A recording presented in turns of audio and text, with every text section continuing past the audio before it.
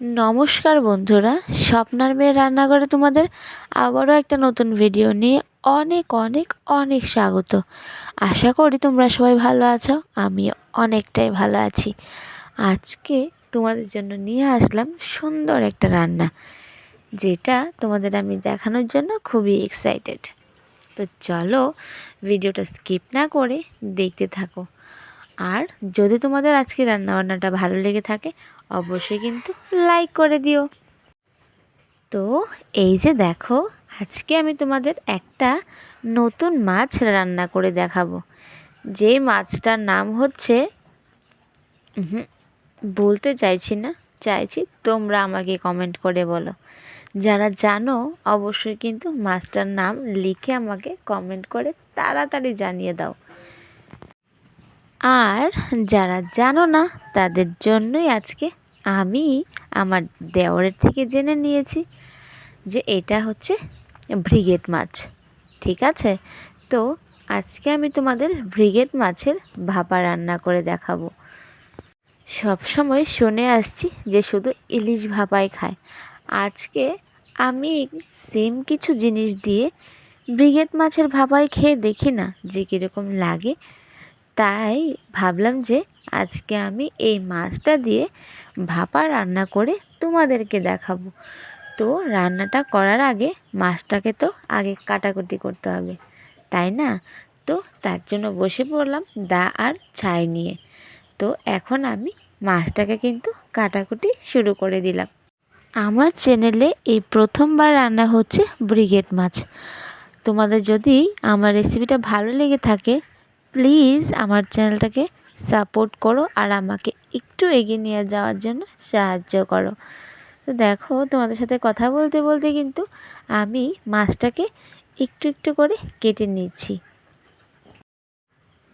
কার কার brigade মাছ খেতে ভালো লাগে অবশ্যই কিন্তু জানিও। আর হ্যাঁ, এইটা কিন্তু অবশ্যই আমাদের পুকুরের মাছ।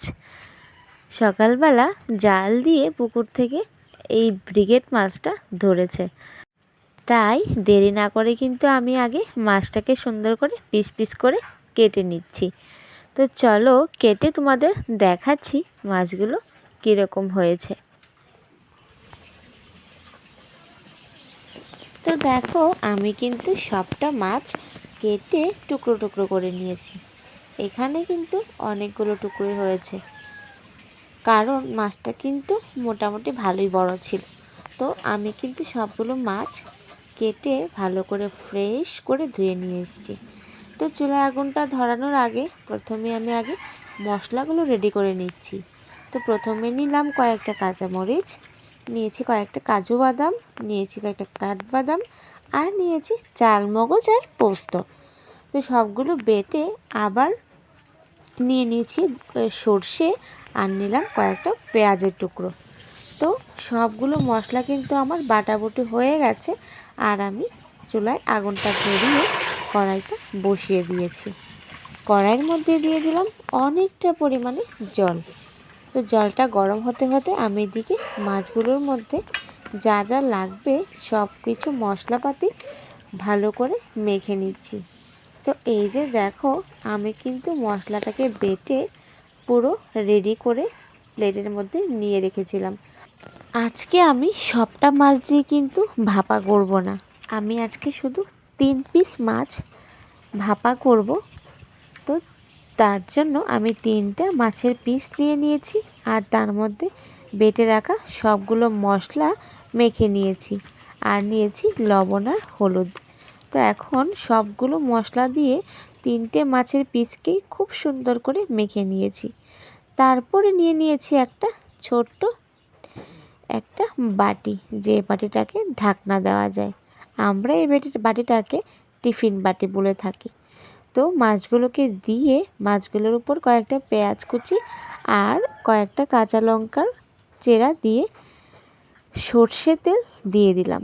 তারপরে বাটিটাকে ঢাকা চাপা দিয়ে এখন আমি কড়াইয়ের মধ্যে যে জলটা দিয়েছিলাম ওই জলের উপর একটা স্ট্যান্ড বসিয়ে দিয়েছি, আর স্ট্যান্ডের উপর বসিয়ে দিলাম সেই বাটিটা। এখন এই বাটিটাকে আবার আরেকটা বড় বাটি দিয়ে ভালো করে চাপা ঢাকা দিয়ে দিলাম, যাতে জলের ভাপটা কোনো দিকে না বেরিয়ে যায়। এখন আমি প্রায় 30 মিনিটের জন্য আগুনটাকে বড় করে দিয়ে মাছগুলোকে ভাপায় বসিয়ে দিয়েছিলাম। তো 30 মিনিট পর আমি চাপা ঢাকাটাও খুলে নিয়েছি, আর এখন সেই বাটিটাও কিন্তু আমি চুলা থেকে নামিয়ে নিয়েছি। তো চলো নামিয়ে নিয়ে তোমাদেরকে দেখাই আজকে ব্রিগেড মাছের ভাপাটা কীরকম হয়েছে দেখতে। তো চলো এখন আমি বাটিটাকে একটু ঠান্ডা করে আমি একটা প্লেটের মধ্যে মাছটাকে নামিয়ে নিচ্ছি। আর এই যে দেখো, নামিয়ে নেওয়ার পর পুরো কিন্তু দেখতেই খুব ইয়ামি লাগছিল। তোমাদের কীরকম লেগেছে অবশ্যই কিন্তু জানিও। ইলিশ মাছের মতোই করে কিন্তু আমি আজকে ব্রিগেড মাছের ভাপাটা রান্না করলাম। কেমন লাগলো তোমাদের দেখতে?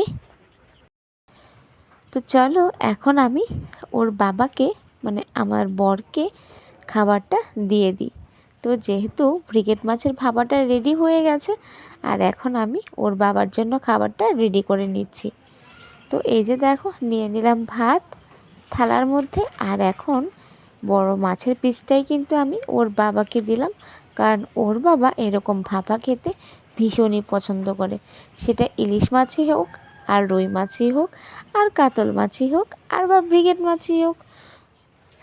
তো ভাপার সাথে আমি ওর বাবাকে 2 থেকে 3টা পটলও ভেজে দিয়ে দিয়েছি, কারণ ওর বাবা পটল ভাজা খেতেও কিন্তু ভীষণই ভালোবাসে। তো দেখো, রেডি হয়ে গেল আজকের আমাদের ঘরের খাবার। তো কীরকম লাগলো তোমাদের অবশ্যই কিন্তু কমেন্টে জানিও। আজকের জন্য এখানেই বিদায় নিচ্ছি। সবাই ভালো থাকো, সুস্থ থাকো, বাই বাই।